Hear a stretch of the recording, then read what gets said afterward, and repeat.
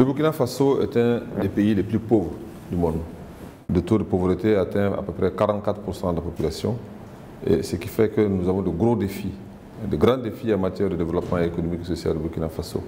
C'est pour ça qu'il faut une croissance qui soit beaucoup plus forte, approche des 2 chiffres, 10%. Et ça suppose un effort d'investissement massif. C'est dans cette optique que la Caisse des dépôts et consignations a été créée pour organiser un financement endogène et un financement autonome du financement du développement du Burkina Faso par des capitaux locaux, par le recyclage de l'épargne institutionnelle qui est actuellement dispersée dans les banques commerciales et qui sert à financer le commerce et les affaires générales, au lieu d'être canalisée pour le financement de l'intérêt général.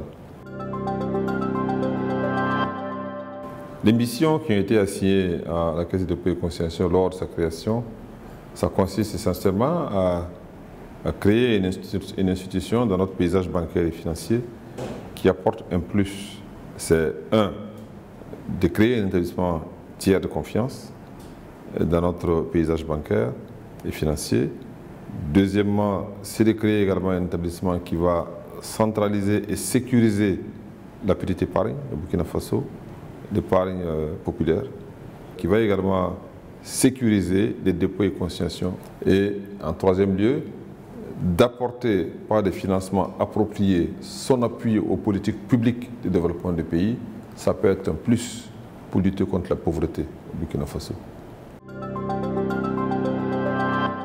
La Caisse des dépôts est une institution nouvelle. Elle a sa place au sein des paysages bancaires et financiers. Nous allons prendre en charge le financement de certaines activités, de certains secteurs qui sont, je n'aime pas tellement le terme, mais je vais mettre ça entre griffes, qui sont plus ou moins délaissés et abandonnés par le système bancaire et financier. Les banques estiment que ce sont des secteurs qui sont trop risqués.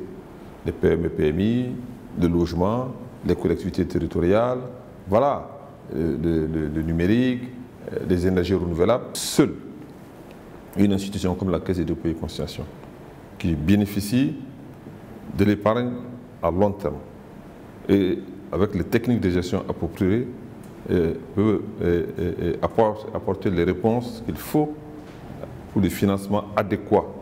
C'est pourquoi j'ai dit que nous avons des missions complémentaires, mais nous ne sommes pas des concurrents. Le programme de facilité d'appui à l'opérationnalisation de la Caisse des dépôts, quelle est sa logique?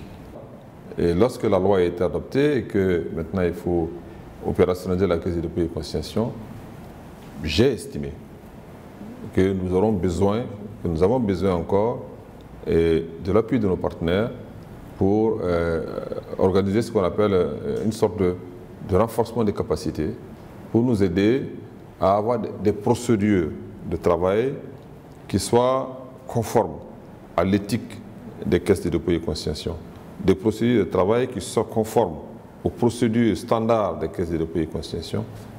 Et c'est ça qui a justifié la mise en place avec nos partenaires habituels, dont la Caisse de dépôt et consignation française, l'Agence française de développement et Expertise France, d'un programme d'appui à l'opérationnalisation de la Caisse de dépôt et consignation.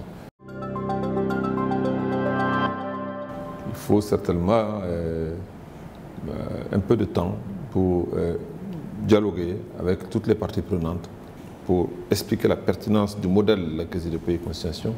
Alors, c'est un travail pédagogique qu'il faut faire de manière à ce que, pas à pas, on arrive à atteindre la taille critique qu'il nous faut pour pouvoir engager les financements, mettre en œuvre les financements que l'on doit faire pour pouvoir apporter notre contribution aux politiques publiques pour sortir ce pays de la pauvreté.